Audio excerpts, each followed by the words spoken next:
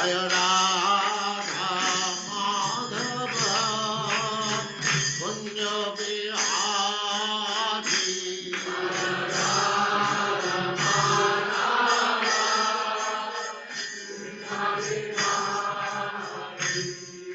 Jaya Radha Madhava Kunja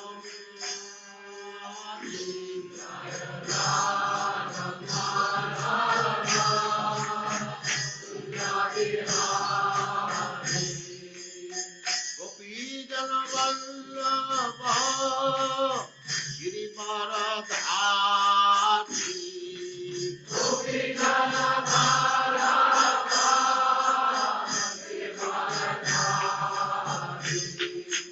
Gopi Jana Vallabha Girivaradhari Gopi Jana Vallabha Jaya Radha Madhava Kunja Bihari Jaya Radha Madhava Kunja Bihari Jaya Radha Madhava Kunja Bihari Jaya Radha Madhava Kunja Bihari Gopi Jana Vallabha Girivaradhari Gopi Jana Vallabha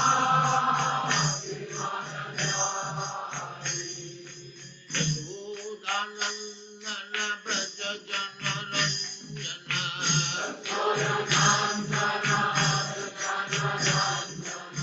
Yashodanandana Braja Jana Ranjana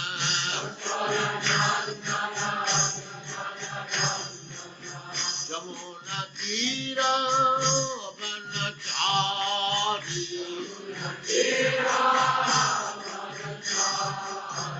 Jamuna Tira Vanachari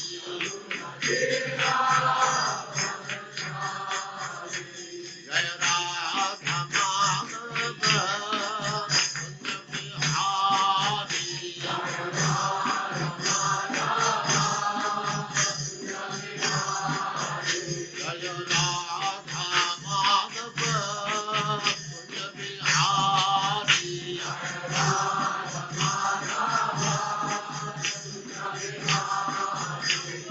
Gopi Jana Vallabha Girivaradhari Gopi Jana Vallabha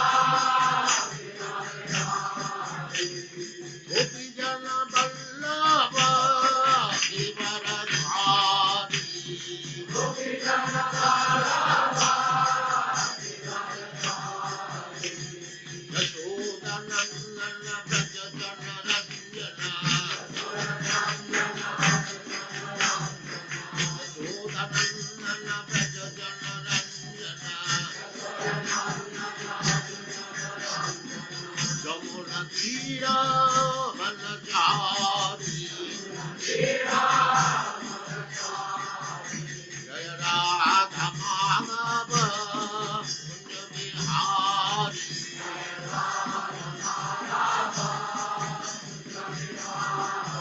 Jaya Radha Madhava Kunja Bihari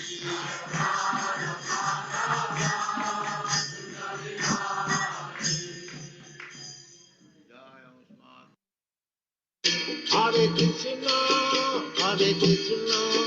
Krishna Krishna Hare Hare Hare Rama Rama Rama Hare Hare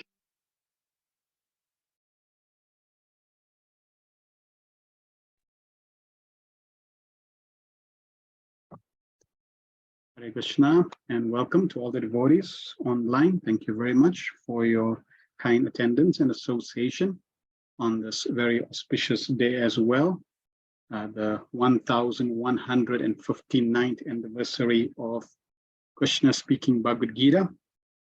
Gita Jayanti. So on this auspicious day, we will also be associating with Srimad Bhagavatam. Bhagavad Gita is the words spoken directly by Krishna.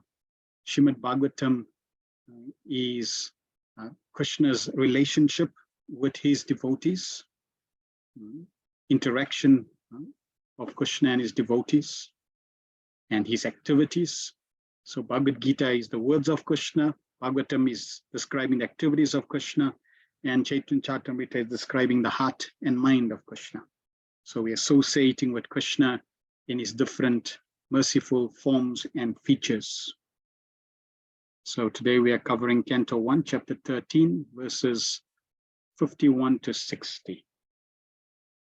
Om Gyanatime Vandasya Gyananjana Shalakaya Chakshurunmilitam Yena Tasmai Shri Guruve Namaha Shri Chaitanya Manobhistam Stapitam Yena Bhutale Swayam Rupa Kadamayam Dadati Swa Padantikam Vandeham Shri Guru Shri Utapada Kamalam Shri Gurun Vaishnavamscha Shri Rupam Sagrajatam Sahakana Raghunatham Vitam Tam Sajivam Sadvaitam Savadutam Parijana Sahitam Krishna Chaitanya Devam Shri Radha Krishna Padan Sahagana Lalita Shri Vishakan Vitamscha He Krishna Karuna Sindhu Dinabandho Jagatpate Gopesha Gopika Kanta Radha Kanta Stute Tapta Kanchana Gourangi Radhe Vrindavaneshwari Vrishabhanu Sute Devi Pranamami Hari Pre Vanchakalpatarubhyascha Kripa Sindhuve Vacha Patitanam Pavinebhyo Vaishnavebhyo Namo Namaha Jai Shri Krishna Chaitanya Prabhu Nityananda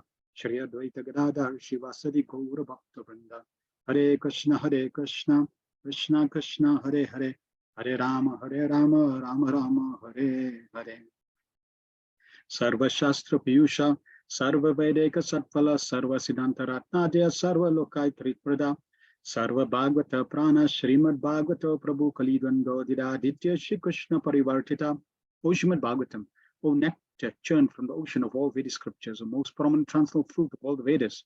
O you are enriched with the jewels of all spiritual philosophical conclusions. O you grant spiritual vision to all the people of the world. O light breath of the Vaishnava devotees. O Lord, you are the sun which has arisen to dispel the darkness of Kali Yuga. You are actually Lord Krishna who has returned amongst us. Paramananda Pathaya Prema Vashasharayate Sarvada Sarva Sevyaya Shri Krishnaya Namastute. O Srimad Bhagavatam, I offer respectful obeisance unto you. By reading one attains transcendental bliss. For your silver and pure love of God upon the reader. You are always to be served by everyone for your incarnation of Lord Krishna. Madekabando Matsangem Madguru Man Mahadana Man Nisharaka Mad Bhagya Manananda Namastute. O Srimad Bhagavatam, O my only friend, O my companion, O my teacher, O my great wealth, O my deliverer, O my good fortune, O my bliss, I offer respectful obeisance to you. Asadu sadhu tadahin atini chocha taraka anamuncha kadachin mam premna rikatayospura. O Srimad Bhagavatam, O give us saintliness to the unsaintly, of love to the very fallen. Please do not ever leave me. Please become manifest in my heart and my throat, accompanying pure love of Krishna. Hare Krishna, Krishna Krishna, Hare Hare, Hare Rama, Rama Rama, Hare Hare. Om Namo Bhagavate Vasudevaya Janma Jasya Yatonvayaditarata Charte Swabhigna Swarat Tene Brahmaidaya Adikavaye Muyanti Yatsuraya Tejo Vari Mridam Yatha Vinimayo Yatrachi Sargom Risha Damna Svena Sadani Rastakokam Satyam Param Dhimahi. O my Lord Shri Krishna, Son of Vasudeva, all-pervading personality of Godhead, I offer my respectful obeisance unto you. I meditate upon Lord Shri Krishna because he is the absolute truth and the primal cause of all causes of creation, sustenance, and destruction of manifested universes. He is directly and indirectly conscious of all manifestations and is independent because there is no other cause beyond him. It is he who only first imparted the Vedic knowledge unto the heart of Brahmaji, the original living being, by whom even the great sages and demigods are placed in delusion. As one is bewildered by illusory representation of water seen in fire, land seen on water. Only because of him the material universe is temporarily manifested by the reaction of the three modes of nature, appear factual, although they are unreal.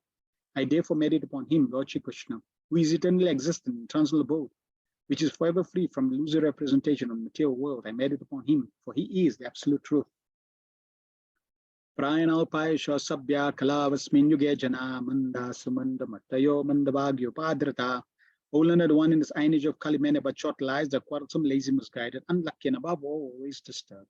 Narayana Namaskritya Narachevam Narotamam Devim Saraswatim Vyasam Tato Jayamudira. Before reciting the Srimad Bhagavatam, which is the very means of conquest, one should offer respectful obeisance unto the personality of God in Narayan, unto Narayan Rishi, the supremest human being, unto Mother Saraswati, the goddess of learning, and unto Srila Vyasa, the author. Sabai Pumsa Parodharmo Yatha Bhaktira Dokshaja Ahayatike Pratyata Yatma Suprasiddhati. The supreme occupation dharma for all humanity is that by which man can attain to loving devotional service unto the transcendent Lord. Such devotional service must be unmotivated, uninterrupted to completely satisfy the self. Vasudeva Bhagavati Bhakti Yoga Prayojita Jaya Janatya Sri Vairagyam Jnanam Chayad Ahaitakam. By rendering devotional service unto the personality of God, Shri Krishna, one immediately acquires causes knowledge and detachment from the world. Vedanti tat tattvavidas tattvam yat gnanam advayam brahmeti paramatmeti bhagavaniti sabhyate. Learned transcendentalists who know the absolute truth, called this non-dual substance Brahman Paramatma Bhagavan. Shru Shru Shoshadananasya Vasudeva Kataruchi Syan Mahatsevaya Vipra Punya Tirtha Nishevanat.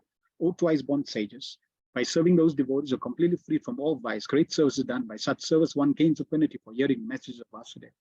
Shranvatam Swakata Krishna Punya Shravana Kirtana Yardan Pastoya Badrani Vidunati Suritsatam.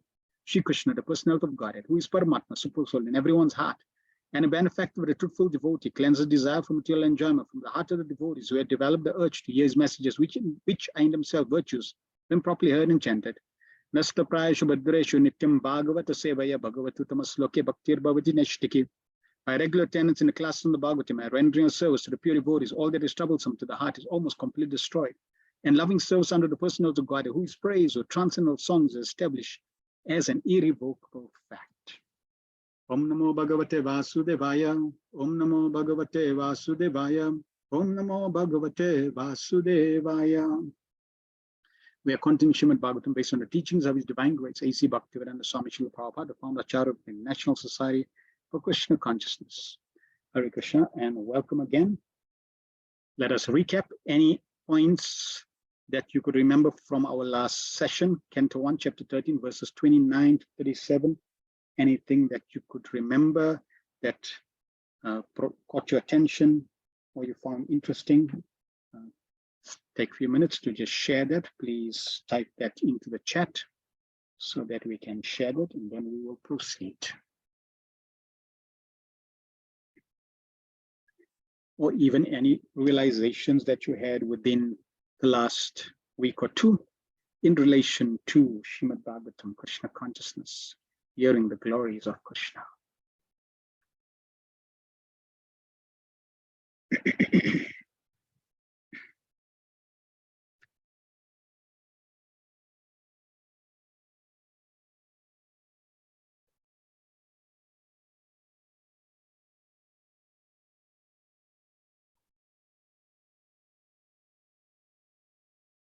So we are hearing about Narad Muni,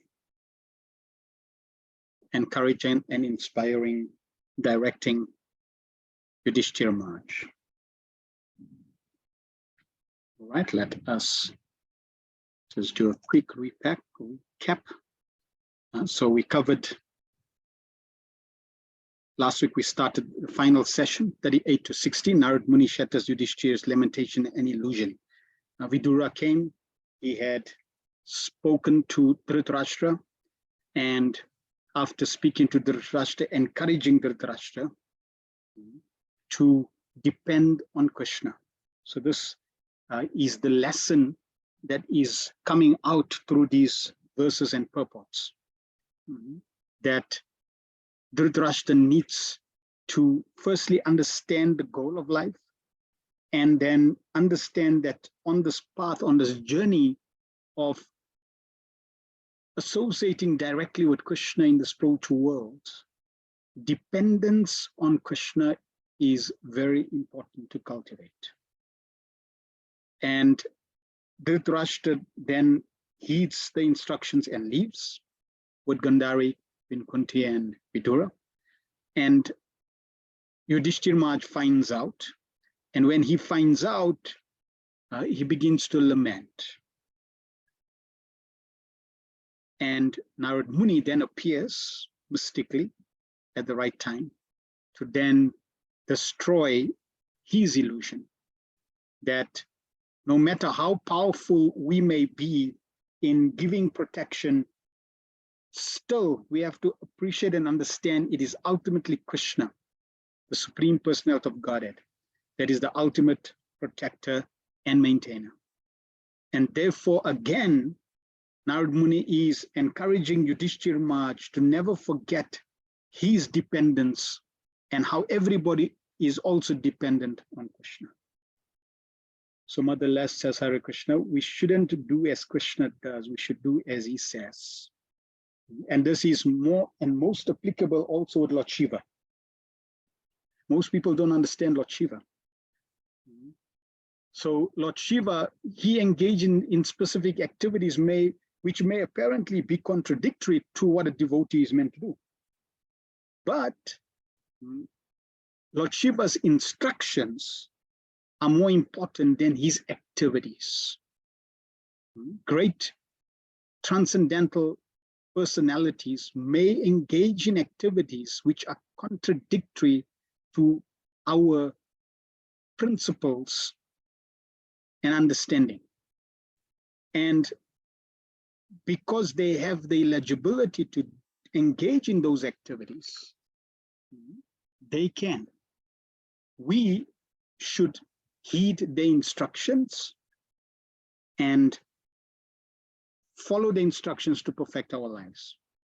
That is why great spiritual acharyas like Srila Prabhupada are important in our life, because what they do and what they say is congruent, is exactly the same.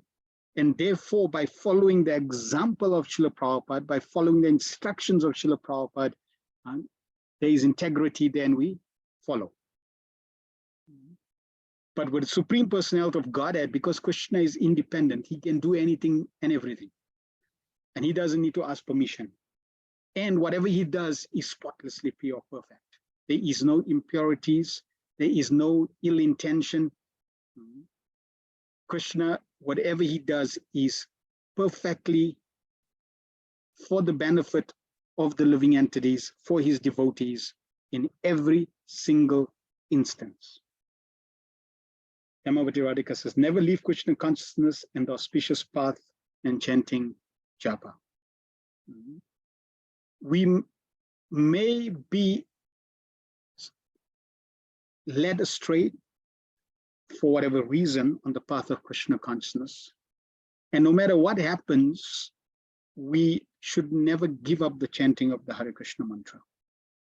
Challenges may be there. We may be overcome by negative influences, but we should never give up chanting Hare Krishna. Even in those circumstances, we should struggle to continue chanting and associating with Krishna. Naturally, when one is convinced of the process of Krishna consciousness, when one is convinced of one's identity, when one has firm faith in Srimad Bhagavatam and Bhagavad Gita and the scriptures, instructions of Srila Prabhupada, then one's faith, when one's faith is solid, when one has faith, one will not deviate, because one understands the goal. And even though the journey may be difficult, but still one does not get derailed. Shamananda Prabhu says, wonderful reminder, Narad Muni, to not only Dhritarashtra, but to all of us.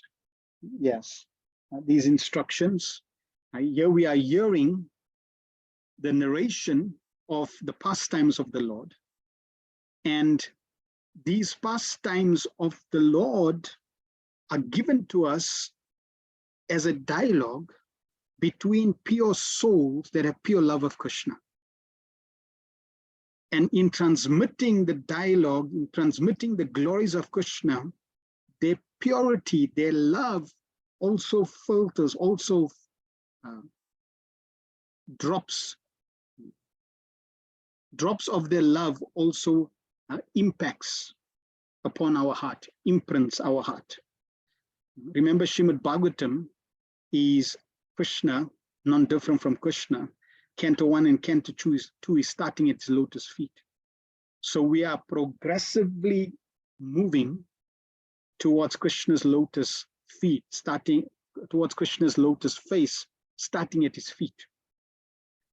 And just as one looks at the deity starting from the feet, then to the thighs and going up to his lotus face, similarly, Bhagavatam, we started at his lotus feet, and we are trying to absorb as much as possible in terms of the instructions given, understanding the pastimes of the Lord.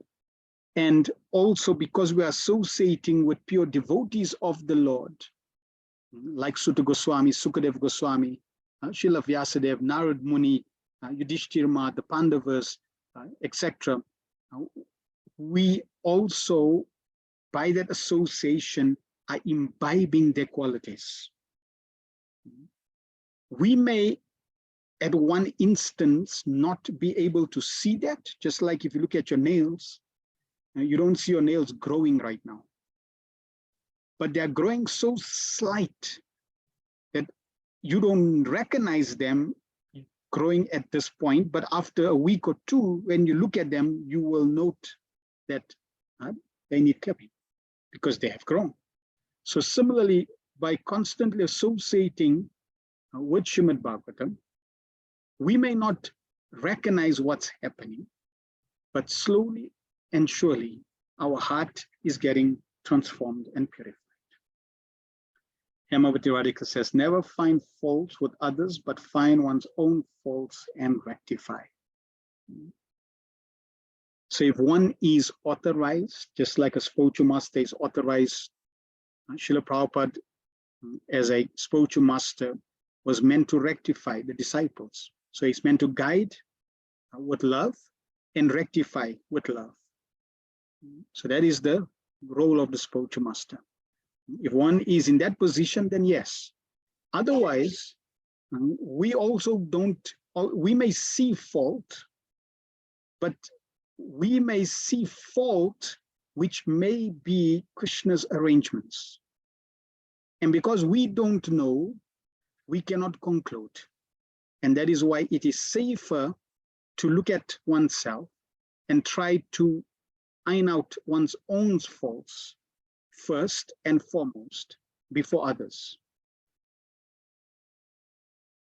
We may see others and in the environment, and we may see others and we may see the environment in a faulty way, but that may not help us improve. But if we turn our attention in terms of what I can improve, that will definitely help us progress.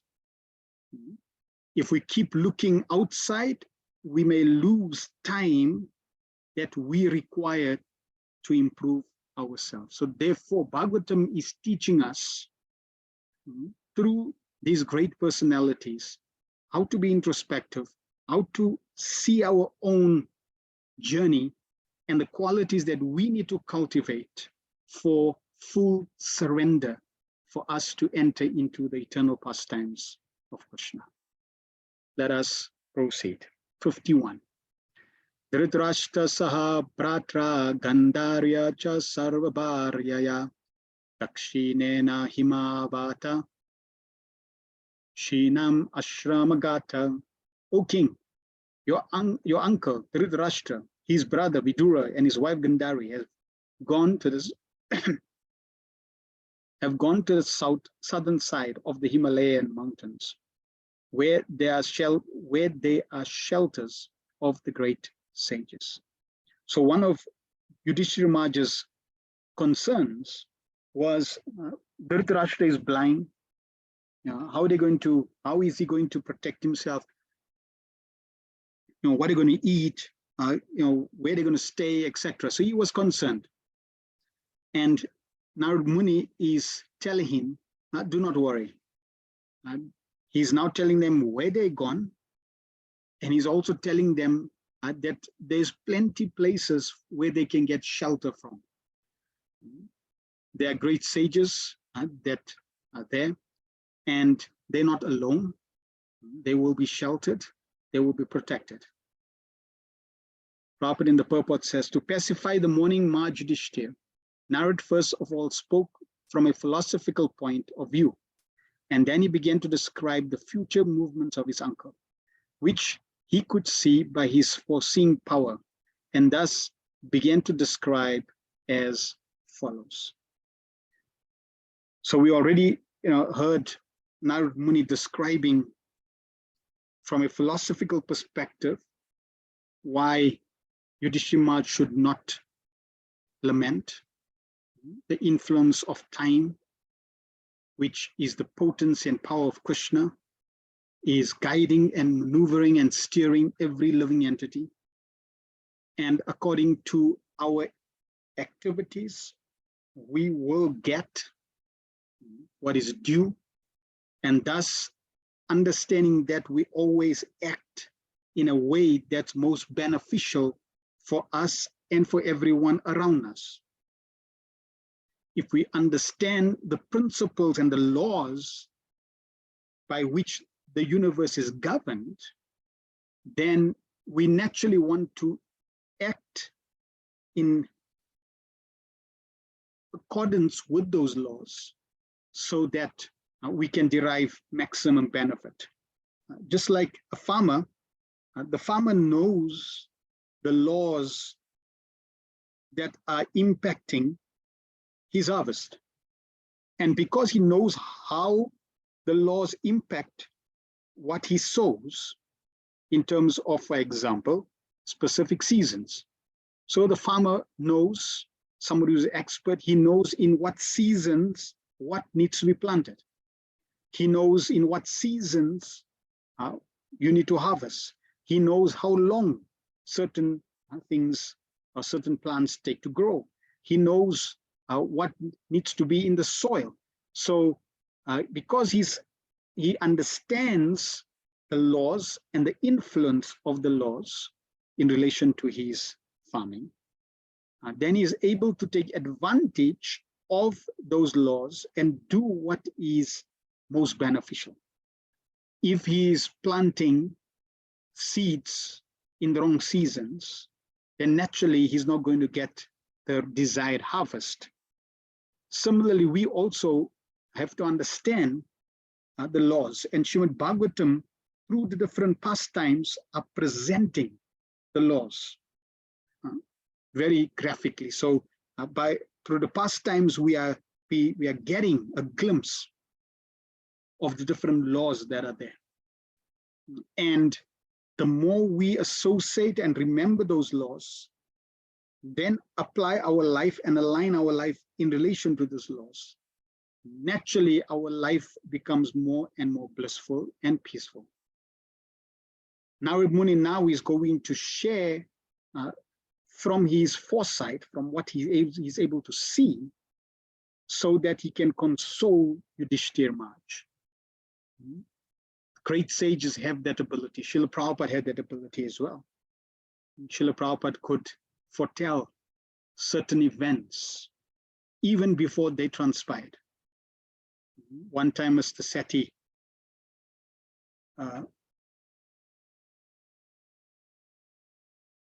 I don't think it was Mr. Sethi. I'm not sure if it was Mr. Sethi or another devotee told Srila Prabhupada that he's got a letter from his parents.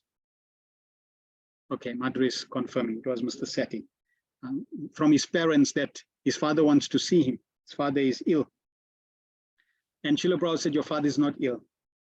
They're just trying to get you home so that they can keep you at home. So Prabhupada could see. Another time, Srila Prabhupada was speaking to a disciple and asking the disciple how he's going to go home. And the disciple said, Srila Prabhupada, I'm going to use a hovercraft and I'm going to go from place A to place B to place C, then reach home. And Srila Prabhupada said, no, you're going from A to C to B and then to C, or A to C. Right? Srila Prabhupada gave a different route. And this devotee said, no, but Srila Prabhupada, I'm going from A, B to C. And Prabhupada says, no, this is the route you're going. So he didn't want to debate with Srila Prabhupada, because he was thinking, but anyway, I don't want to fight with Srila Prabhupada, but what Srila Prabhupada knows, I use the hovercraft, I use it every day, I know the route. So he was thinking like that. Then he goes to the place where he's going to take the hovercraft, and he's about to board, and there's an announcement made that, dear passengers, due to bad weather, we will not be taking the normal route A, B, and C. We will be taking a different route. And the different route was exactly as Srila Prabhupada had said. And as devotee felt, first he was very happy that Srila Prabhupada actually could foresee this, but he also felt bad in the way he thought of Srila Prabhupada, like how internally he was responding, thinking that Srila Prabhupada doesn't know. So like that, Srila Prabhupada could see certain things. Even in Juhu, when they were going to build the temple, then they had to see whether they are, whether the area is dolomite and they have, it's where it's dolomite area, means there's holes. So Srila Prabhupada told them there's no use, there's no need. There's no need. But the engineers, they couldn't accept Prabhupada's word that how there's no need to test whether this area is dolomite. So Prabhupada said there's no need. Naturally, they had to spend a large amount to get the drills and test. And Prabhupada still insisted there's no need. You can build. It's not hollow. And when the engineer said when they use a drill, in fact, just few meters they drilled and the drill got stuck and broke. That's how solid the ground was. There was no hollow, there was no dolomite area. So Prabhupada could foresee certain things like that in the future. Trikala Gyan, they can see past, present, and future. Srila Prabhupada even reminded certain devotees of their past, their promises they made even before coming to Krishna consciousness. So this is the ability of pure devotees. And they do not use this ability for self-aggrandizement, to bring upon self-fame, glory, or to even cheat people, to increase their fame. They use this only to increase the faith and devotion of those around them. So here Narad Muni also, who's able to see past, present, and future, is using his ability to serve a pure devotee like Yudhishthira to encourage him and guide him.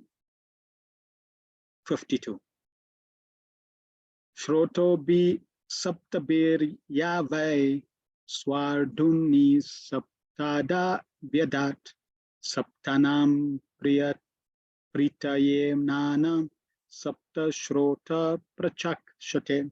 The place is called Saptashkrota, divided by 7, because there the waters of the sacred Ganges were divided into 7 branches.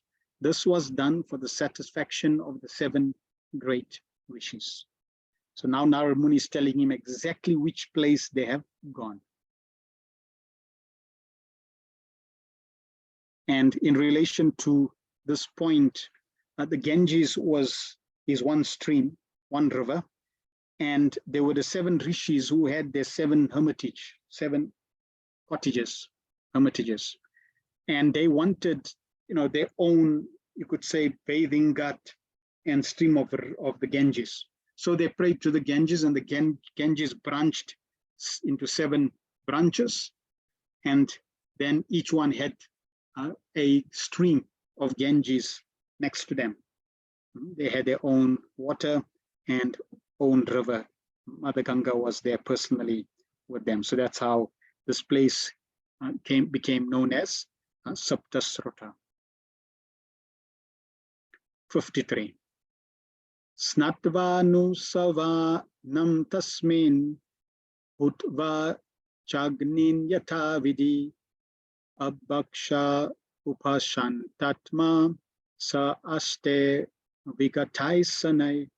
On the banks of Saptasrata, Dhritarashtra is now engaged in beginning Astanga Yoga by bathing 3 times daily in the morning, noon, and evening, by performing Agnihotra sacrifice with fire and by drinking only water. This helps one control the mind and senses and frees one completely from the thoughts of familial affection. Narad Muni is now describing what Dhritarashtra is doing, the process that he's engaging, and the benefit of that process. So Prabhupada in the purport says, the yoga system is a mechanical way to control the senses and mind and divert them from matter to spirit. So we have to appreciate, understand the ultimate goal of the yoga system. And Prabhupada in the first sentence is clarifying that. Right? It is not gymnastics for health. It is not for making money. It is not for any other reason but to control the senses and the mind and divert them from matter to spirit. So we see in today's world, it's more about getting more engrossed in matter than diverting from matter. Now, when we understand that this is the goal of all yoga systems, it does not matter what yoga one applies himself in, the objective is exactly the same. It's to divert our attention, our senses, our mind from matter to spirit. The preliminary processes are the sitting postures, meditation, spiritual thoughts, manipulation of air passing within the body, and gradual situation in trance, facing the absolute person, Paramatma. Such mechanical ways of rising to the spiritual platform prescribe some regular principles of taking bath daily 3 times, fasting as far as possible, sitting and concentrating the mind on spiritual matters, and thus gradually becoming free from Vishaya, or material objects. So Vishaya, material objects, and coming in contact with material objects, this is the biggest obstacle. The material objects may be there, but just as a tortoise, in Bhagavad Gita, Krishna explains, just as a tortoise is able to withdraw his limbs when there's danger, a devotee also withdraws his senses when there are material objects which are not beneficial for one's progress. So on the path of yoga, the process is there to withdraw from material objects and then allow the mind to be focused on the supersoul. In Krishna consciousness, we also withdrawing our senses from Vishaya, from material objects, Vishaya, sense gratification, and directing our senses to Krishna's sense gratification, or Krishna gratification, giving pleasure to Krishna first. In the one song by Lochandas Thakur, he mentions how Sri Chaitanya Mahaprabhu, they have come to give the most wonderful process of chanting and dancing. And the only requirement is to stop Vishaya, to stop engaging in sense gratification. So we want to see on our own spiritual path when our senses get distracted on sense objects, whatever they may be. That distraction, however slight or large, will prevent one from achieving perfection. So when we are able to see that, and naturally we will know that because we know where the senses go, we know where the mind, we are aware. Remember, the mind is not conscious. The soul is conscious. So the person who is aware, every single one of us sitting here, and you are aware of your circumstance, surroundings, that awareness is coming from you, the soul. So the soul is the energy that is aware. And because the soul is aware, the soul can also see, or the soul is also aware of where the mind's attention focuses. You know if your mind goes and is distracted. Thus, when you see that your mind is distracted to sense objects, then you need to keep that or be aware of that. And slowly, either you need to be aware that it doesn't completely engross all your time in that, or take you and distract you completely. So you can adjust your circumstances and life in such a way that you don't come in contact with those objects. That also gives you time to practice the process so that you can become purified from that distraction. And as you advance more and more, then material objects or material objectives becomes disgusting. Material life becomes disgusting as one develops a higher and higher taste for Krishna consciousness. So slowly but surely, one will begin to experience that. You cannot engage in pure devotional service and material sense gratification at the same time. That's not possible.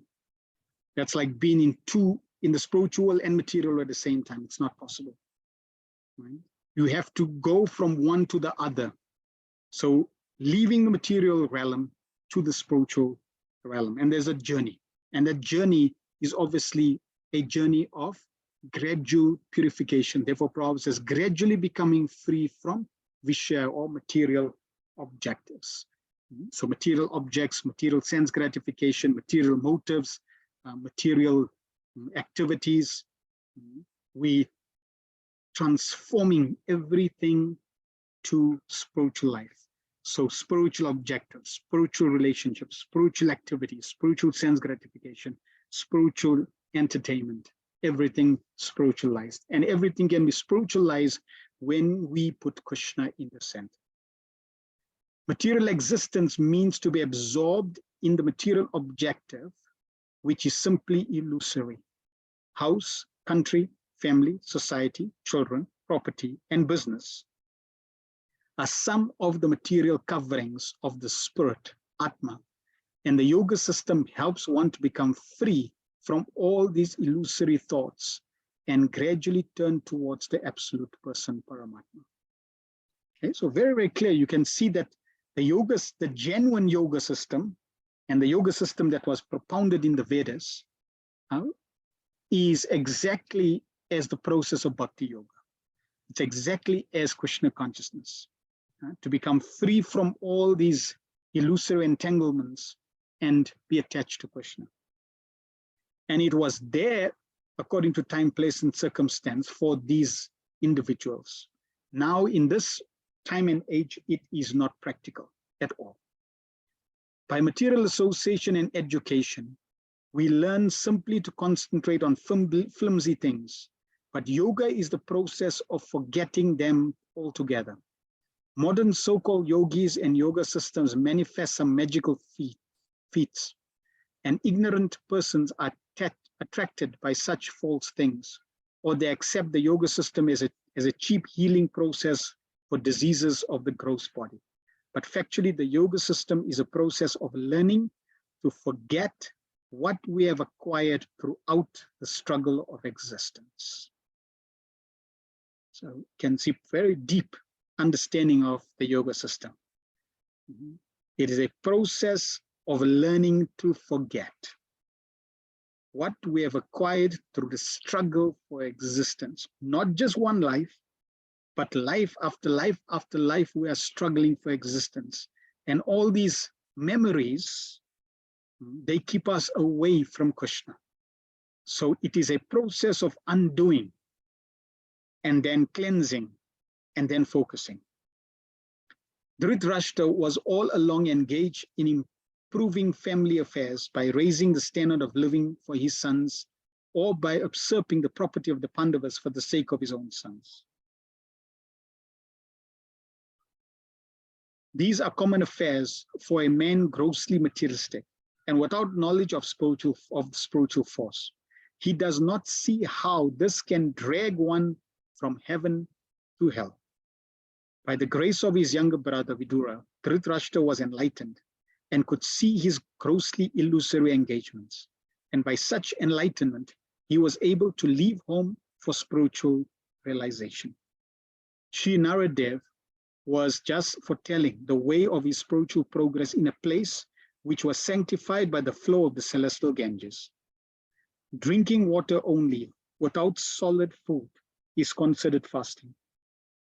This is necessary for advancement of spiritual knowledge. A foolish man wants to be a cheap yogi without observing the regulative principles. A man who has no control over the tongue at first can hardly become a yogi. A yogi and a bogi are two opposite terms. The bogi, or the merry man who eats and drinks, cannot be a yogi, for a yogi is never allowed to eat and drink unrestrictedly. We may note with profit how Dhritarashtra began his yoga system by drinking water only and sitting calmly in a place with a spiritual atmosphere, deeply absorbed in the thought of Lord Hari, the personality of Godhead. So the regulation in every process is important and helps us improve, grow, and also measure. Here, there are certain regulations in terms of Ashtanga Yoga, like drinking water, sitting in a spiritually charged place, fasting, and then focusing. So we can consider also when we're chanting japa, and there is a form of yoga in the process of bhakti yoga. So when we're sitting and chanting, we should also be able to sit attentively, not be distracted by unnecessary bodily functions or by surroundings. The focus or the objective is to be able to sit as long as possible. And in this case, let's say one is chanting 16 rounds, then one wants to sit in one place, trying to be absorbed, trying to use that time to be absorbed in the Supreme Personality of Godhead. Now, in the beginning, you'll find that when you start chanting, your mind starts to go everywhere. But as you practice, your mind begins to settle. I remember very clearly when I started to chant, I give the example, when you see a erratic heartbeat, and then a dead person heartbeat. So in the beginning, the mind is like that, is making waves up and down, because it's so agitated, it's so volatile, it's going everywhere, for a few seconds here, a few seconds there, thinking of this, thinking of that. But over time, as you practice, you're able to direct the mind more and more to hearing the holy name. So from more erratic type of graph, it slowly settles. It has less erratic behavior, more smoother curves, and then as the curves go smaller and smaller, and eventually starts to focus on one point, which is one focus, attention on hearing the holy names of Krishna. That means complete absorption in chanting and hearing, with the proper background, with the proper heart, with the proper attitude, with the proper desire, with the proper intention and attention. So that's the objective, that's the goal.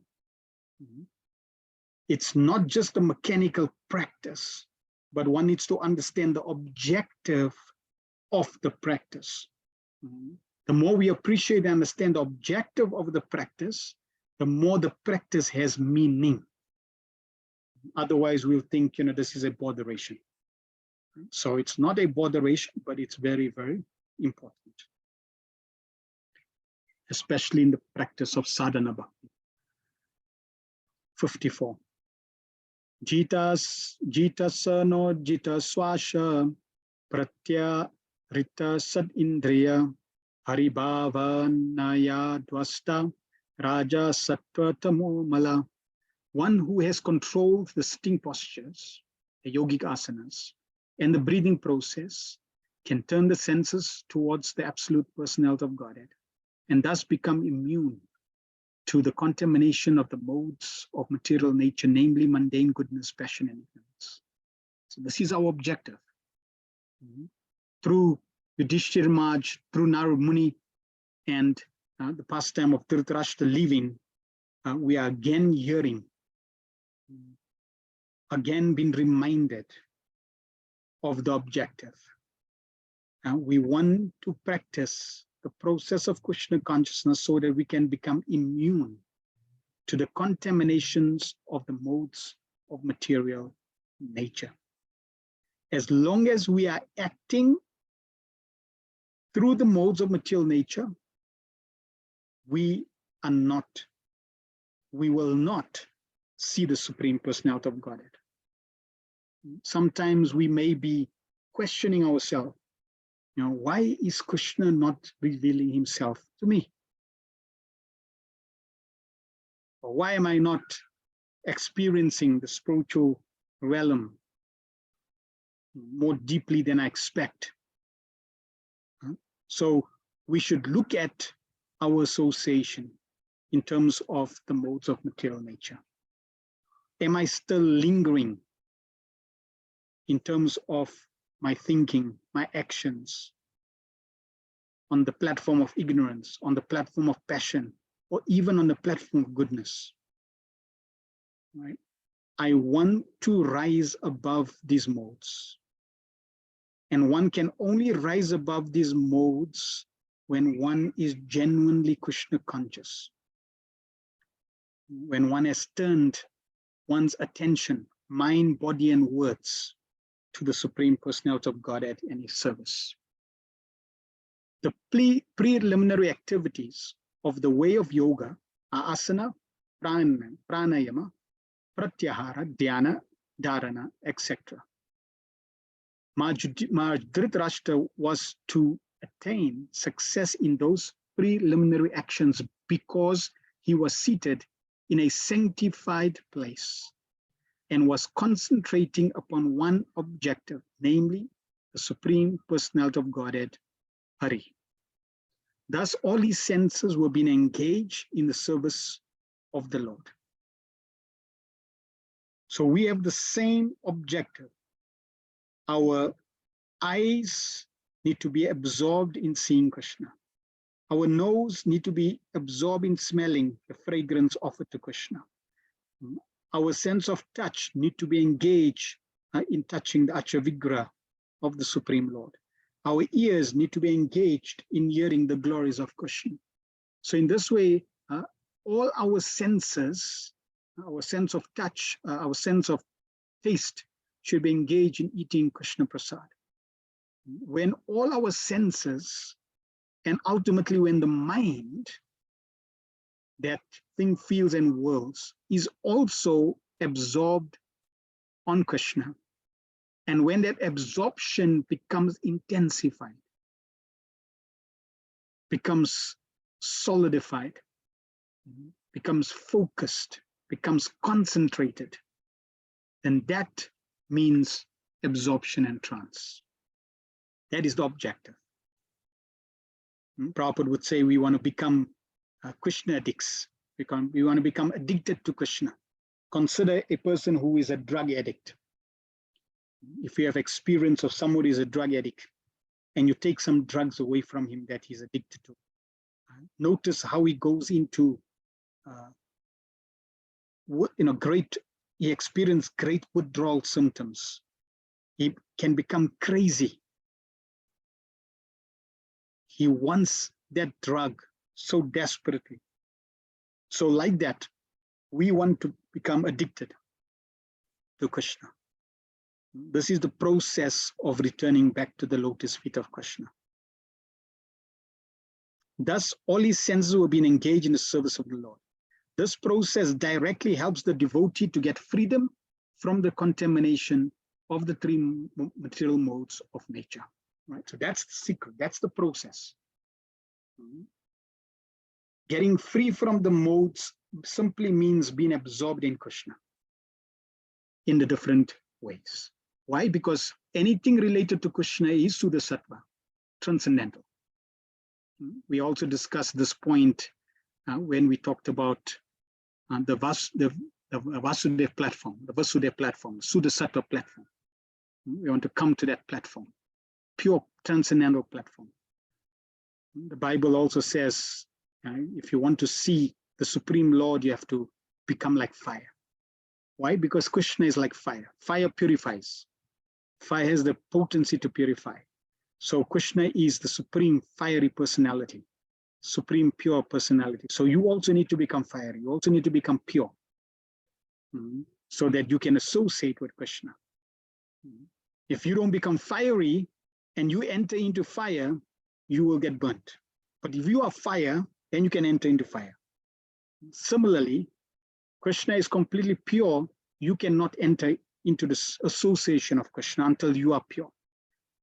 Pure in every aspect, pure in your mind, your thinking, your senses, eating, sleeping, mating, and defending. In every facet, that purity has to be increased. Even the highest mode, the material mode of goodness, is also a cause of material bondage. And what to speak of the other qualities, namely passion and ignorance. Passion and ignorance increase the material propensities of hankering for material enjoyment, and a strong sense of lust provokes the accumulation of wealth and power.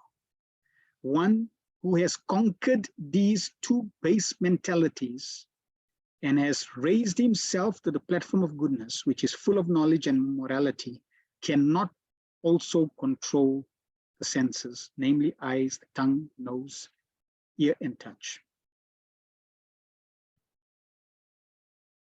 One who has conquered these two base mentalities and has raised himself to the platform of goodness, which is full of knowledge and morality, cannot also control the senses, namely the eyes, tongue, nose, ears, and touch. I think it's supposed to be can also control.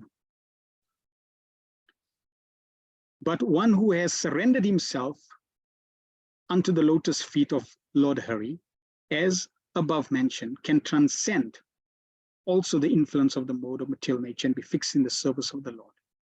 So on the one hand, if you have transcended the two base mentalities, that means passion, ignorance, and if you're in the mode of goodness, that is a great position.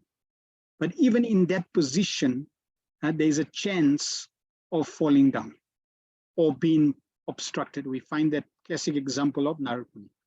The whole pastime of Narad Muni was to illustrate this point, that even the mode of goodness need to be transcended. If one is now completely surrendered to the Supreme Lord, then one transcends all the three modes. But one who has surrendered himself unto the lotus feet of Lord Hari, as above mentioned, can transcend the influence of the modes of material nature and be fixed in the service of the Lord. The Bhakti Yoga process therefore directly applies the senses to the loving service of the Lord. This prohibits the performer from engaging in material activities. This process of turning the senses from material attachment to loving transcendental service of the Lord is called pratyahara, and the very process is called prana. And the very process is called pranayama, ultimately ending in samadhi, or absorption in pleasing the Supreme Lord Hari by all means. So just as the yoga process involves the different stages and ultimately a full absorption on the Supreme Personality of Godhead, the process of Bhakti Yoga is ultimately to be fully engaged in the loving service of the Lord. Now, it is not that one has to give up one's responsibilities that one may have to achieve this platform, but while engaging in one's responsibilities, like Yudhishthira Maharaj, who's engaging in his responsibilities, but he's been educated with the right perspective to see things around you and how you also need to deal. So one performs one's duties and activities, understanding how it relates to the Supreme Personality of Godhead. For example, one may be raising children. So Prabhupada said we should see children as Krishna's gift to us to raise them in Krishna consciousness.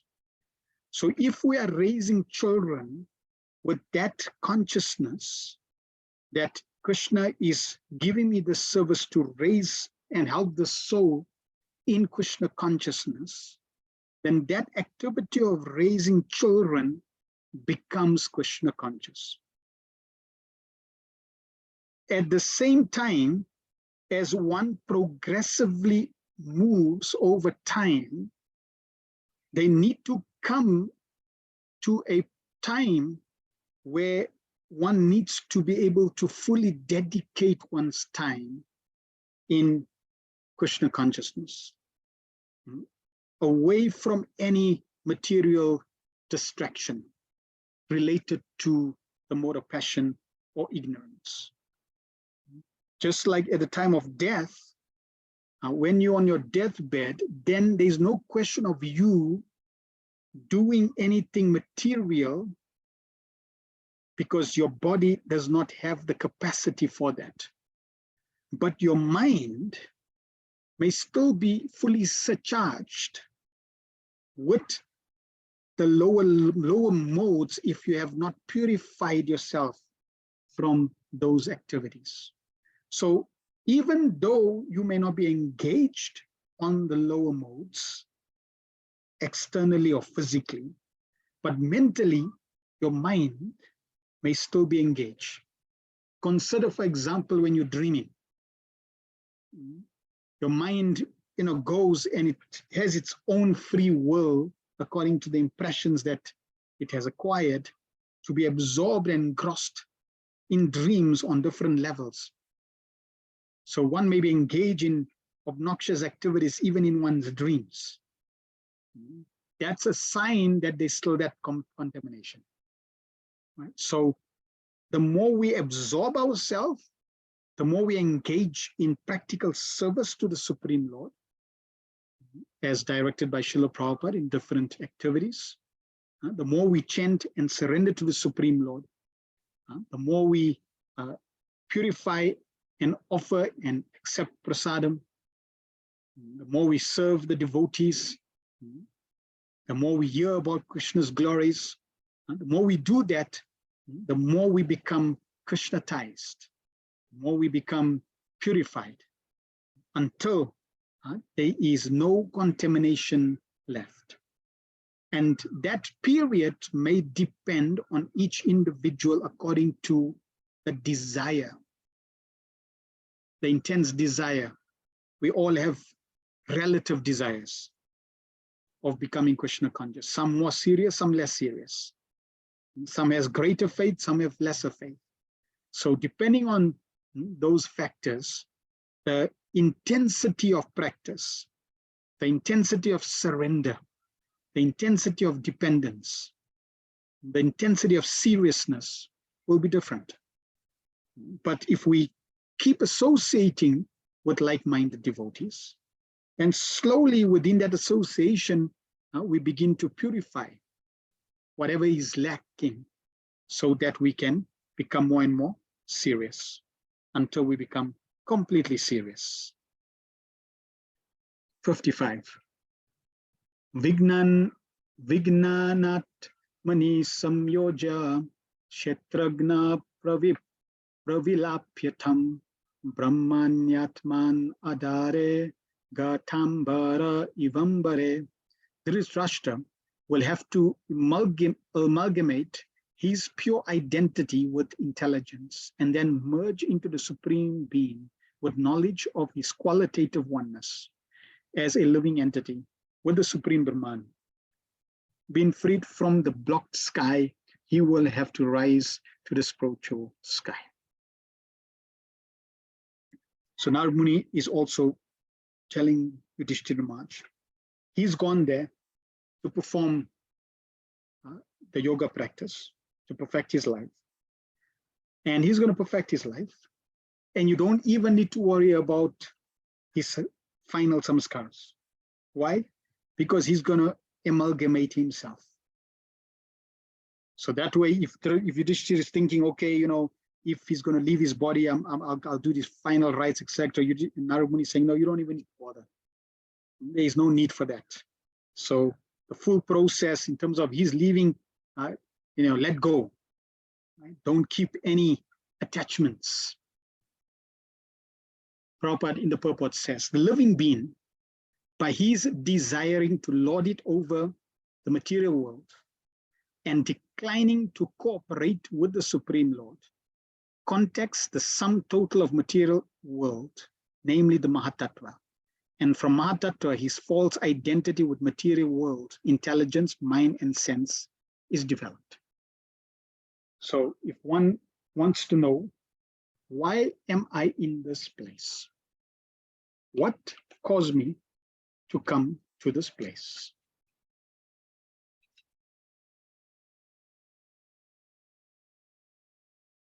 So Srila Prabhupada in the purport is telling us two aspects, two wrong psychological aspects or physiological aspects. One is lording it over material nature. We want to become controllers, proprietors, bosses, masters of the material energy. We want to enjoy material energy. That's number one. And the second one, refuse to cooperate with Krishna. See, in the spiritual world, Krishna is the center. Everybody else is serving Krishna.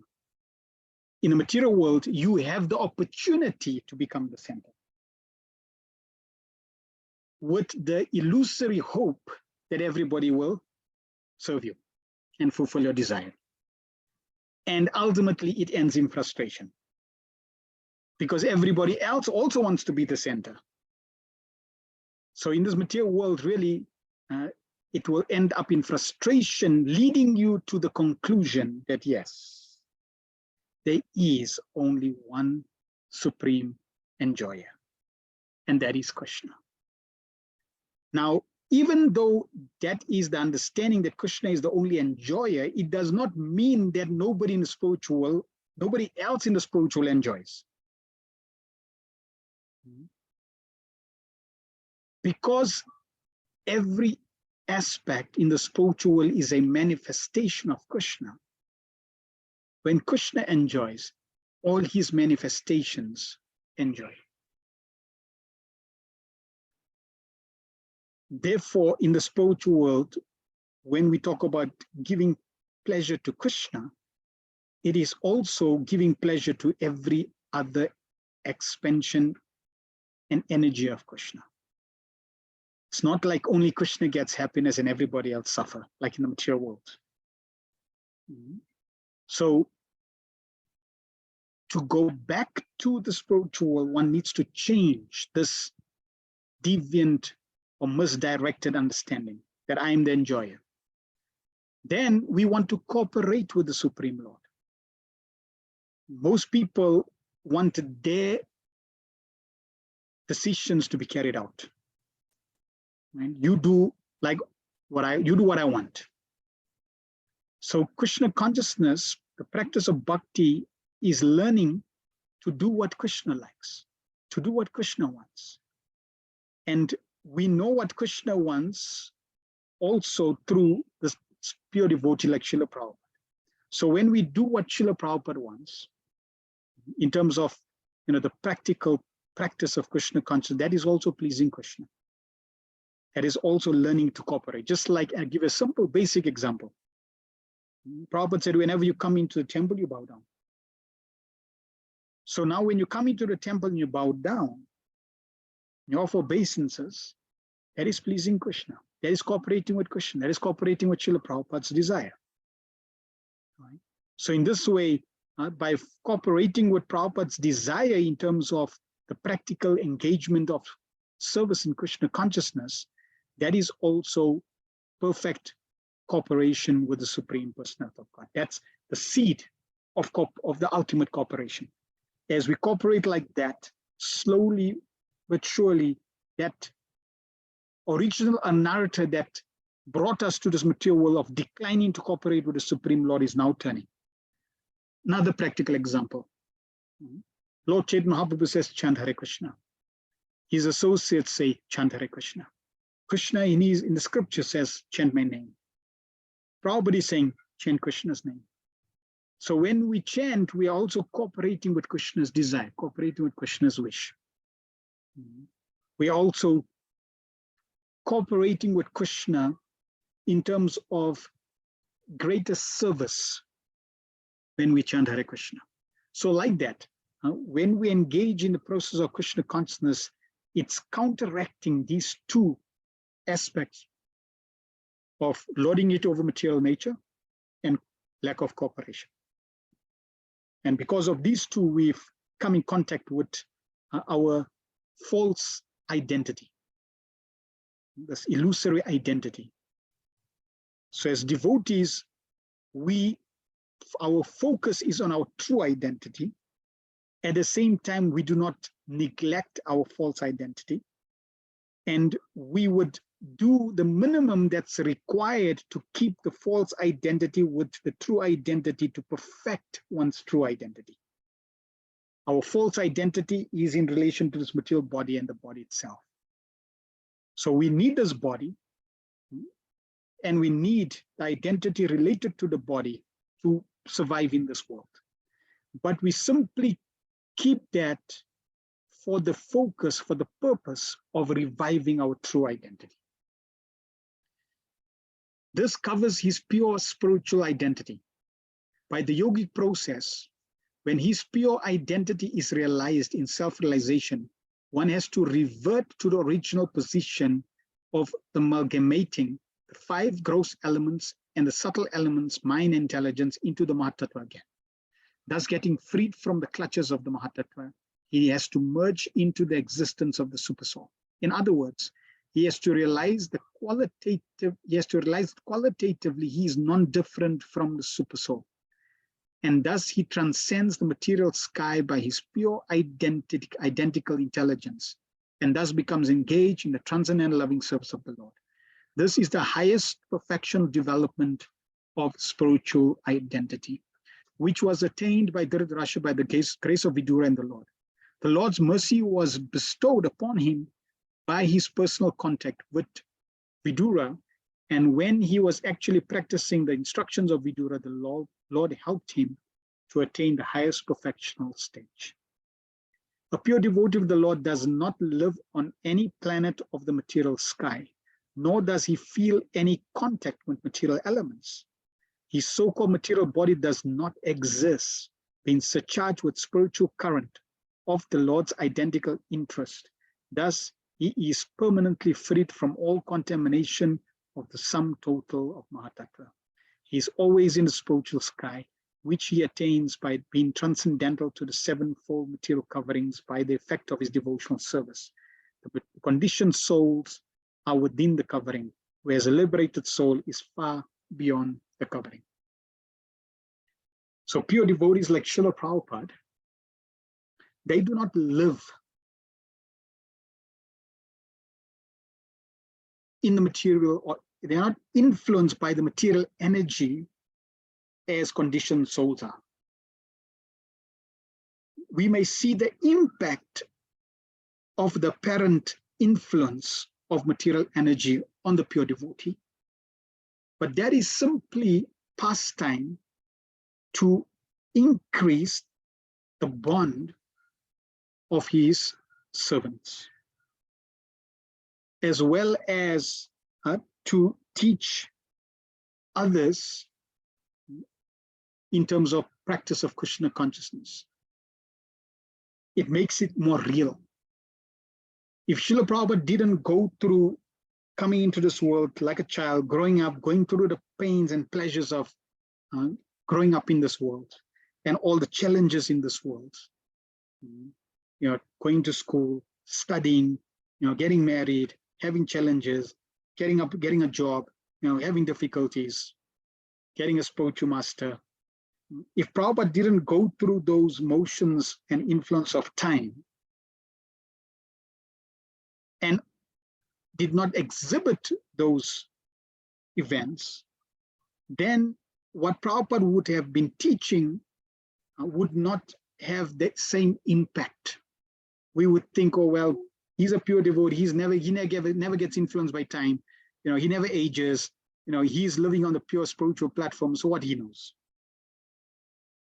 So therefore, you find even when the Lord appears in this world, he grows with the influence of time, experiences the changes that everyone experienced through time. At the same time, he may exhibit supernatural activities and changes because he is the Supreme Personality of Godhead. Srila Prabhupada also goes through the same motion of time, influence of time, and through his Krishna consciousness, through his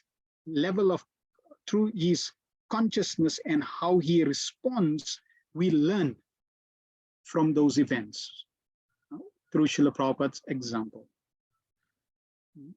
For example, Srila Prabhupada did not have to go through the illness in terms of how he left this world. If Srila Prabhupada wanted, if Krishna wanted, he could have stayed 25, 16 years and never aged. Why? Because the pure devotee does not live on the material plane. The pure devotee is transcendental. The pure devotee is sent from the spiritual world to perform pastimes. And when the pure devotee appears in this world to perform pastimes, then according to the desire of the Lord, he will go through certain experiences and a certain age period. And that will be perfectly designed for his service. So Krishna appears, lives 125 years, yet he's, like 16-year youth, because he's the Supreme Personality of Godhead. He lives on the spiritual platform. He's never in contact with material energy. Similarly, the pure devotees. But because the pure devotees need to teach as acharyas, then they definitely will go through the different changes, but their consciousness is never contaminated by the influence of the Mahatattva. His consciousness is always transcendental, always aloof. And with that consciousness, they're able to teach us by example how to tolerate, how to stay focused, and how to be Krishna conscious. And Prabhupada also said that these activities, like for example, spiritual master who's a pure devotee, Srila Prabhupada is a pure devotee, gets sick, is simply there to endear, to allow the servants to have the opportunity to serve their spiritual master, to look after his body, and to bring out their attachment and their love. 56. Dwastamaya guno darko niruda karana saya nivartikat kaki lahara astestanur ivachalam tasya tasyantaroya maivabu sanyasta kila karmanam. He will have to suspend all the actions of the senses, even from the outside, and will have to imperviously to the interactions of the senses, which are influenced by the modes of material nature. After renouncing all duties, he must become immovably established beyond all sources of hindrance on the path.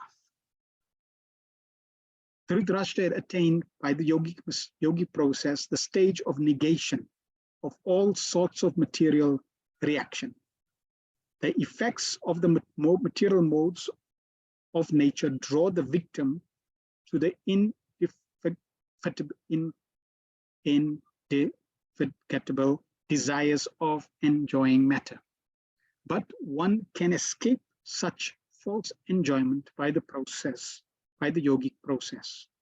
Every sense is always busy in searching for its food, and thus the conditioned soul is assaulted from all sides and have no chance to become steady in any pursuit.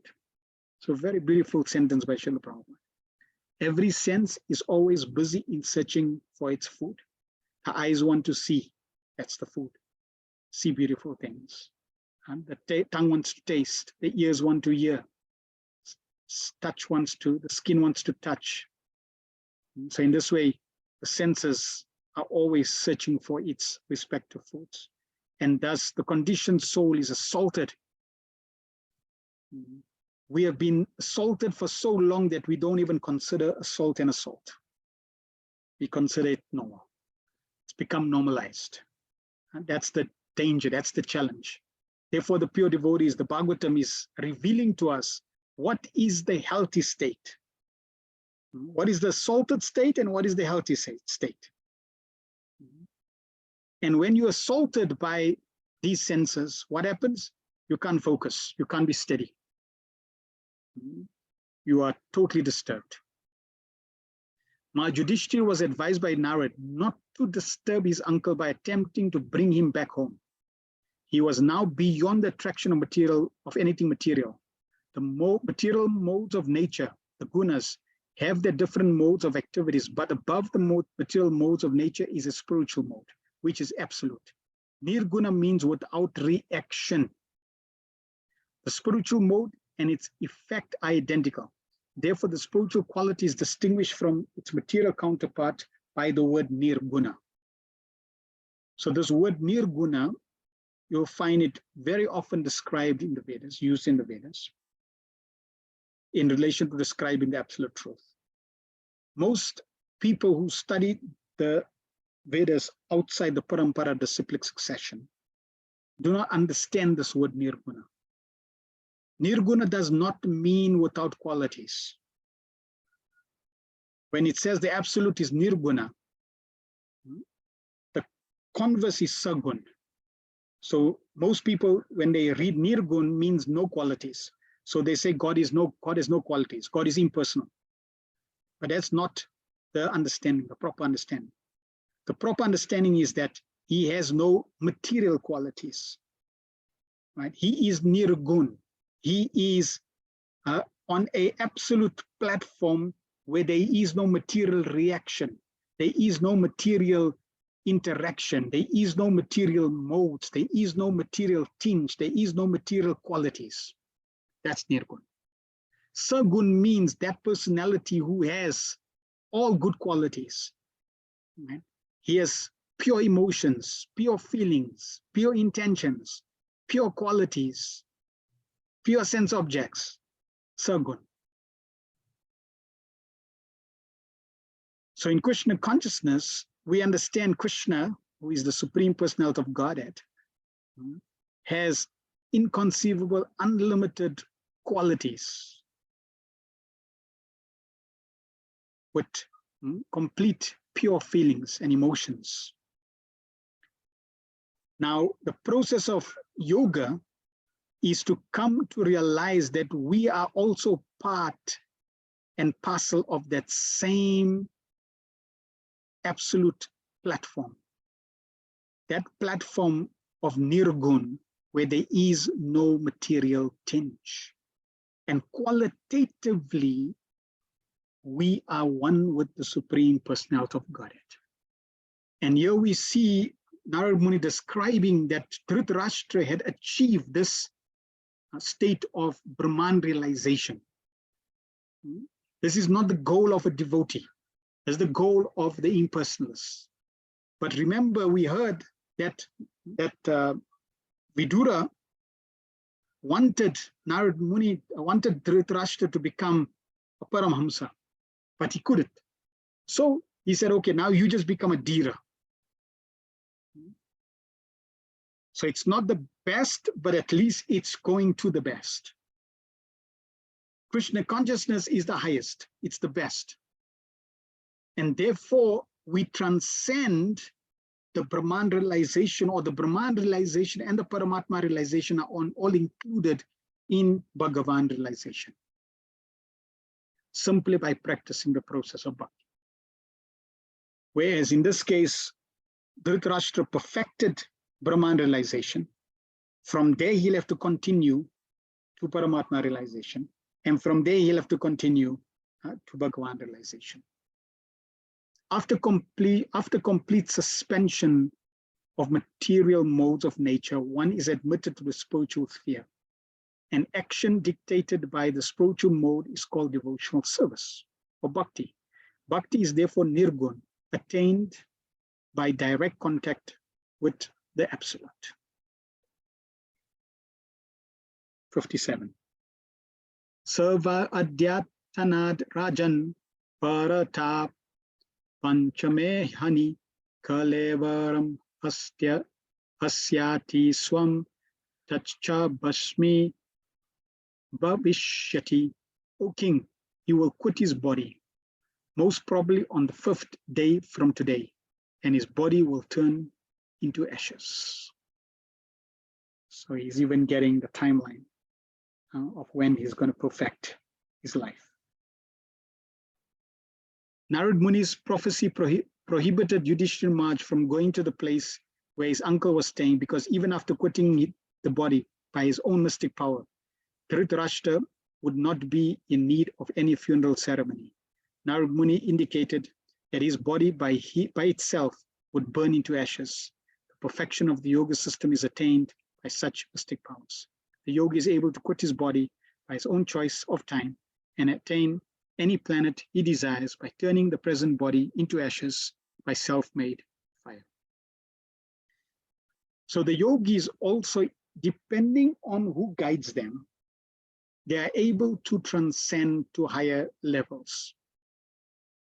If a pure devotee guides a yogi, then he is able to achieve the highest destination. But if his teacher is at a lower level and not coming directly from Goloka Vrindavan, or not even on that level, then that's the destination that they will achieve. They can move higher from one strata to another. The pure devotees who are completely transcendental or have transcended the different layers or dimensions of material creation and are completely absorbed in the pastimes of the Lord, perfectly situated in the topmost spiritual planet, they direct their students that the objective is to go back home, back to Godhead, to Krishna Loka, Goloka Vrindavan. So we are practicing Krishna consciousness with that in mind, right? Not any other dimensions within the material creation. We're not interested in any dimension within the material creation. We're not even interested in the dimension in the spiritual creation. Like we're not interested in Brahma Jyoti. We're not even interested in Vaikuntha. We're only interested in Goloka Vrindavan, on the path of bhakti, in our line. 58.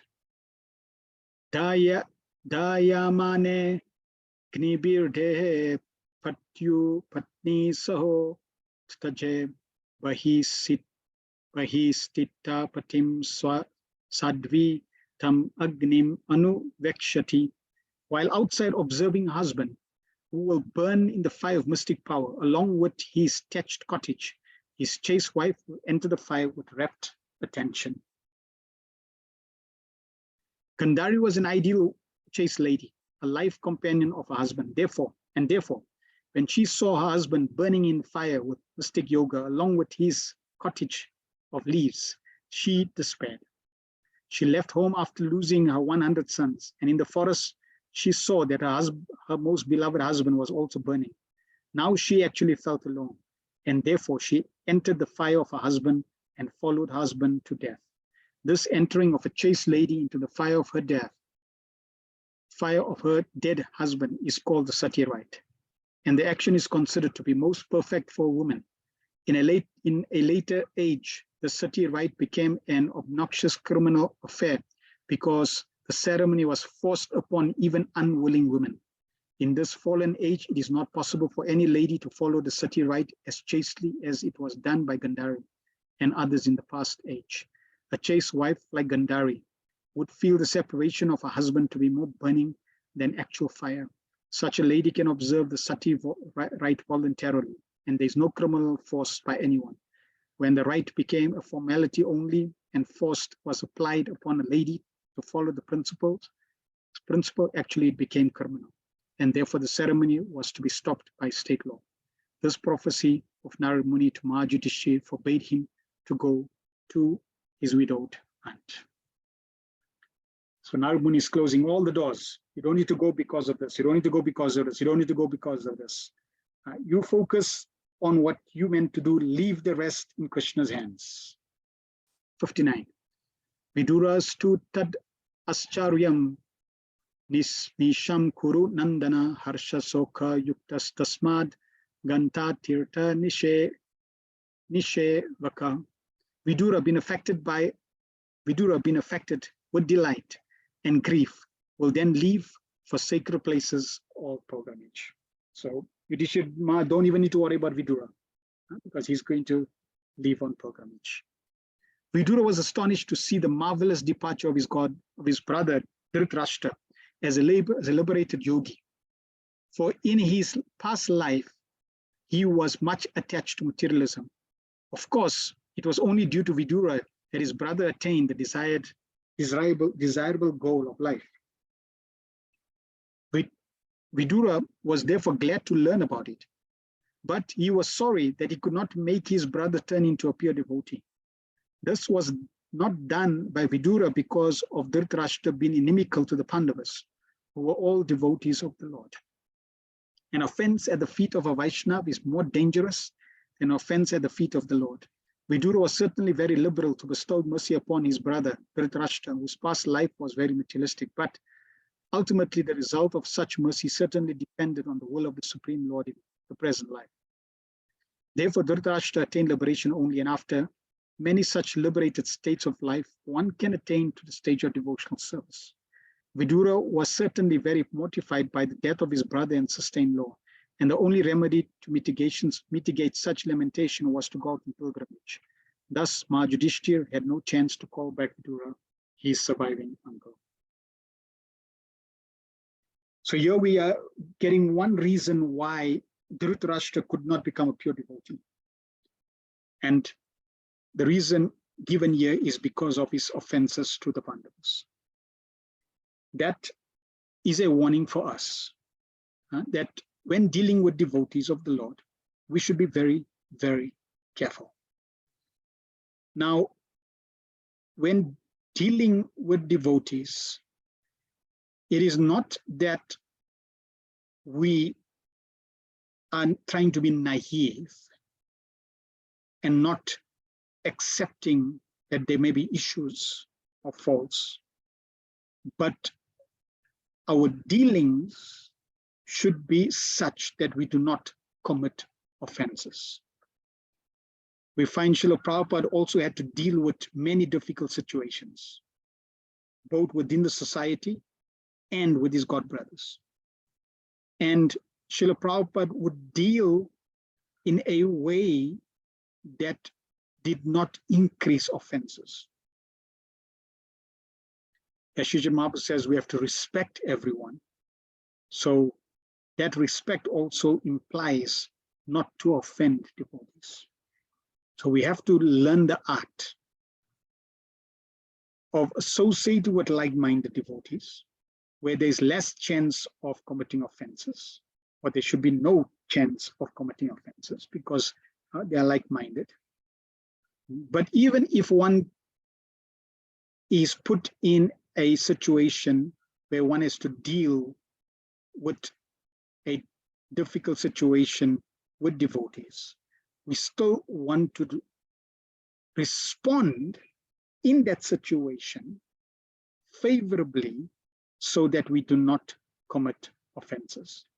Because if we do commit offenses, then that reaction, that burden will be upon us. and it will impact our Krishna consciousness. Right? So therefore, we need to always deal, and for each devotee, the circumstance will be different, the interactions will be different, and because our minds are different, then the way we perceive will be different. So we want to always keep this in mind. And if we're not sure how to deal with a situation, then it's always valuable to put a pause button and then inquire first how to deal, and then continue interacting. Right? Do not let the modes of material nature allow you to interact with devotees. Like I remember in Hillbrow Temple, sometimes devotees would start becoming angry with each other and even fight.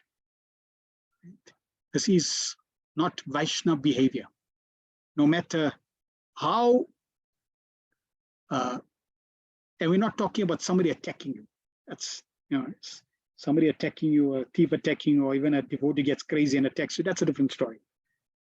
I'm talking about devotees becoming influenced by the modes of material nature, or rather, let me say it this way, aspiring devotees influenced by the modes of material nature acting on a materialistic platform. This creates offenses in the eyes of the Supreme Lord. And therefore, we should be very, very careful in dealing with such situations. 16. Ityukt vartaruthat swargam narada sahatam tamburu yudhishtiro vachastasya riti kritva yahach chuchai. Having spoken thus, the great sage Narad, along with his Veena, ascended into outer space. Yudhishthir kept his instructions in his heart, and so was able to get rid of all lamentations. So if we also understand the instructions given by Narad Muni to Yudhishthir, and if we are also able to foresee or have guidance in terms of seeing what will come in the future, we can also then be able to focus on the present and become free from lamentation. Purport. Shri Naradji is an eternal spaceman, having been endowed with a spiritual body by the grace of the Lord. He can travel in outer space, in the outer spaces of both the material and spiritual worlds without restriction, and can approach any planet in unlimited space within no time. So this is the power of Narad Muni. Can travel anywhere, instantly. We have already discussed his previous life as a son of a maidservant. Because of his association with pure devotees, he was elevated to the position of an eternal spaceman and thus had freedom of movement. One should therefore try to follow in the footsteps of Narad Muni and not make a futile effort to reach other planets by mechanical means. Maharaj Yudhishthir was a pious king, and therefore he could see Narad Muni occasionally. Anyone who desires to see Narad Muni must first be pious and follow in the footsteps of Narad Muni.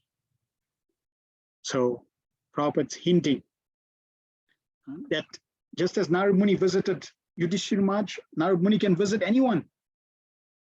But why would he visit anyone if that person does not have the piety, the need? Narad Muni is there to assist, to guide, and to associate, just like he guided so many souls, Magrari the Hunter, Prahlad, Prova, so many. And he also visited Srila Prabhupada, so they had their own association. So Narad Muni is a wonderful personality. He's there as an eternal spaceman. He can travel anywhere at any time. If we ever in need, we can pray to Narad Muni. Narad Muni has also come, right, as one of the Panchatattvas, Srivas, so we can pray to Srivas Thakur, thereby getting Narad Muni's blessings and mercy. So these great personalities are there. They are eternally there. And we have the opportunity to seek their grace, seek their blessings. And if that opportune moment is required that we need their darshan, then they can give their darshan as well. They will not just give it whimsically. But when there's a genuine seeker, then yes, the darshan can be granted. We see Srila Prabhupada, being very sincere and pure. He was able to get the darshan of Rupa Goswami. And Rupa Goswami guided him. So like that, right? When we are urgently in need and we are pure in our attention, and when the time is right, then they can appear. They are free to give their darshan. Thus ends the Bhaktivinoda, the purports of the first canto, 13th chapter of Srimad Bhagavatam, entitled Dhritarashtra Puts Home. Kwantaraj Srimad Bhagavatam ki jai, Srila Prabhupada ki jai, Nitai Go Pramanande Hari Hari. So next week we will be covering the disappearance of Lord Krishna, chapter 14. Are there any questions or comments anyone has regarding this section of today?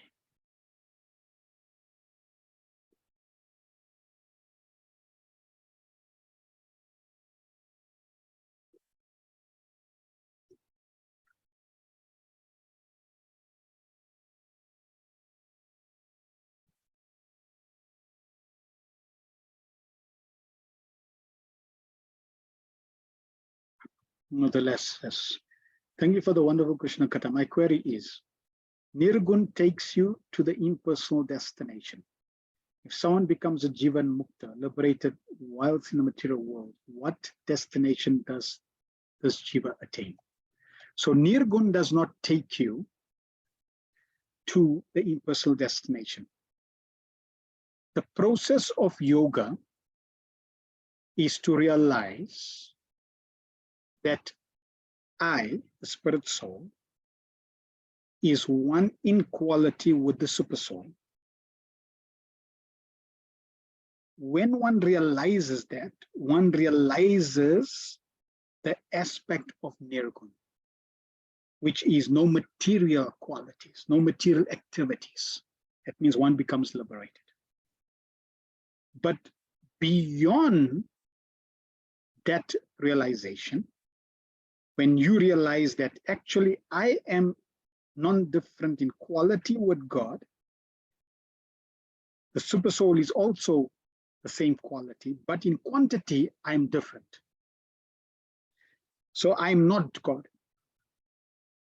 The super soul is a personality and I am a personality. That is beyond Brahman realization. Now that stage can only be attained, and that is also Nirgun. Even the spiritual world is Nirgun. That means beyond matter. Nirgun means beyond any material change. So all three, Brahman, Paramatma, and Bhagavan, all three are Nirgun. But you will only attain Nirgun, or you will only attain the different levels of destinations according to the guide that you have. The level of the guide is the level of the student. Now, somebody who's Jivan Mukta, that means they're in this world, but they are not of this world, they are liberated. They could also be liberated on the Brahman platform, liberated on the Paramatma platform, and liberated on the Bhagavan platform. So if we consider pure devotees like Srila Prabhupada, they are liberated on the Bhagavan platform. So they are Jivan Mukta of the highest level. So you can get a Jivan Mukta who's impersonally realized. You can get a Jivan Mukta who's Paramatma realized. And you can get a Jivan Mukta who's Bhagavan realized. 3 different levels. Shamananda says, Hare Krishna. Those 2 points in the purport are really nice of why we are here.